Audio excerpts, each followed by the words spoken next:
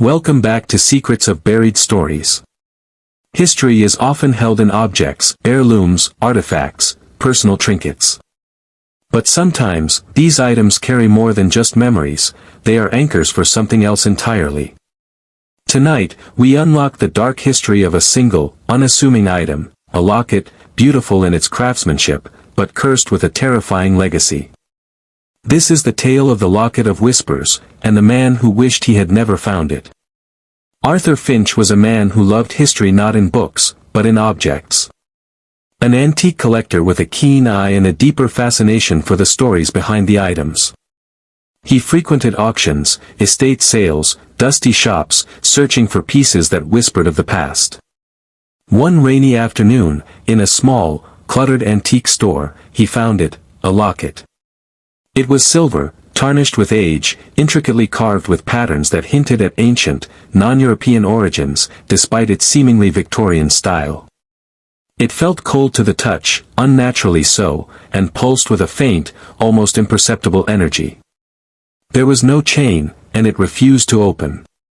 The shop owner was strangely eager to part with it, selling it for a pittance, his relief almost palpable. Arthur took the locket home, placing it on his workbench among other recent acquisitions. That night, the dream started. Not typical dreams, but vivid, disjointed flashes of unfamiliar places, anxious faces, and a constant, low murmuring sound that seemed to swirl just at the edge of hearing. He woke feeling unrest, a strange pressure behind his eyes. Over the next few days, the odd occurrences escalated. Objects in his apartment would move slightly when he wasn't looking. Doors he knew he had closed would be ajar. The low murmuring from his dreams began to bleed into his waking hours, a faint, multi-voiced whisper that seemed to originate from the locket itself, sitting on the workbench. He tried to open it, using every tool and trick he knew, but the locket remained stubbornly sealed, its metal unyielding. He began researching unique lockets, antique silver, and obscure carving patterns.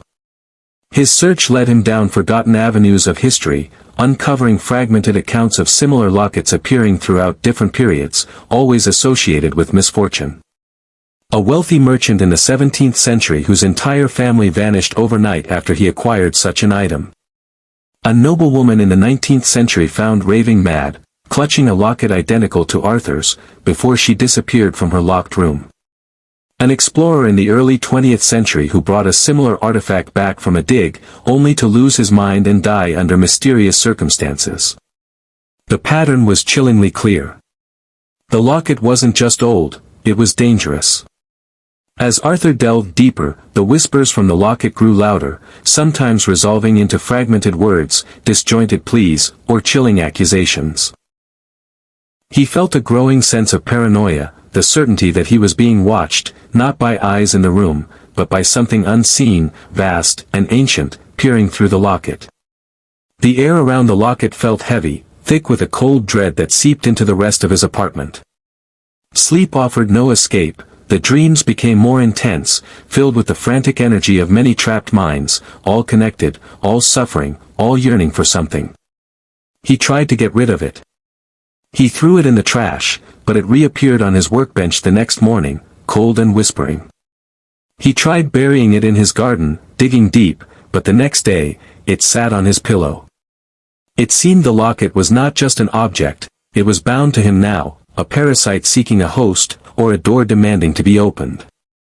The whispers began to take a toll on his sanity. He argued with voices only he could hear, saw fleeting shapes in his peripheral vision, felt phantom touches on his skin. The locket pulsed stronger now, especially at night, its faint light visible even through closed eyelids. The desire to open it became an unbearable itch, a compulsion placed in his mind by the presence within. His research finally yielded a possible origin. An obscure cult from millennia past, who believed they could capture aspects of consciousness, perhaps even fragments of souls, binding them to objects using specific rituals and symbols. The locket wasn't a container for a single ghost, it was a nexus, a collector of countless minds, drawn to it over the ages, their energies and suffering trapped within, broadcasting their torment as whispers, seeking release or perhaps, seeking to add another voice to their chorus. The thought was horrifying. The locket didn't just contain history, it contained a buried, collective nightmare. And now, that nightmare wanted in. The climax of his torment came one night when the whispers became a unified, demanding roar in his mind. The locket on his workbench glowed with an intense, sickly green light. The air in his apartment crackled with energy. He felt himself weakening, his sense of self eroding, pulled towards the object, towards the countless voices screaming from within. The compulsion to open it was no longer his own thought, it was a command from the trapped minds, promising understanding, peace, or perhaps, just absorption. Fighting with a last shred of his will, fueled by the horrifying realization of what opening it would truly mean, Arthur grabbed the locket.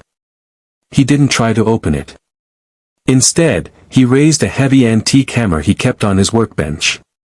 The locket's light flared, the whispers turned into a shriek of pure, ancient fury, but Arthur brought the hammer down with all his might. The impact shattered the locket.